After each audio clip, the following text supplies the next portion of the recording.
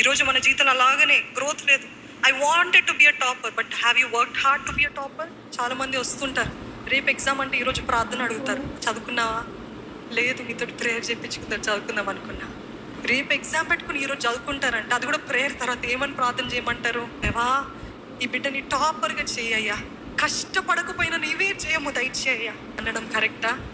మళ్ళీ వాళ్ళు వచ్చి అంటారు, మీతో ప్రేయర్ చేయించుకుని వెళ్ళానక్క, కానీ నాకేం మార్క్స్ రాలేదక్క. ఇట్లాంటి పరిస్థితుల్లో ఉన్నారు చాలా మంది. ఎదుగుదల లేదు, జీవితంలో ఏమి ఆశ లేదు, దృష్టి లేదు. ఇది కావాలంటే కావాలంతే. నేను చదువుతానంటే చదువుతా, నేను ప్రయత్నిస్తానంటే ప్రయత్నిస్తాను. రాత్రి అయినా పగలైనా, నాకు కష్టం వచ్చినా, నిద్ర వచ్చినా, ఏదైనా తిండి ఉన్నా లేకపోయినా, నేను అనుకున్నది నేను చేస్తాను, సాధిస్తాను. అటువంటి రోషం, అటువంటి పట్టుదల ఇక్కడ ఉన్న ప్రతి ఒక్కరికి దేవుడే తన ఆత్మ ద్వారా పుట్టించును గాక. ప్రతి విధమైన సోమరితనం, ప్రతి విధమైన స్టాగ్నేషన్ యేసు నామంలో కొట్టివేయబడును గాక.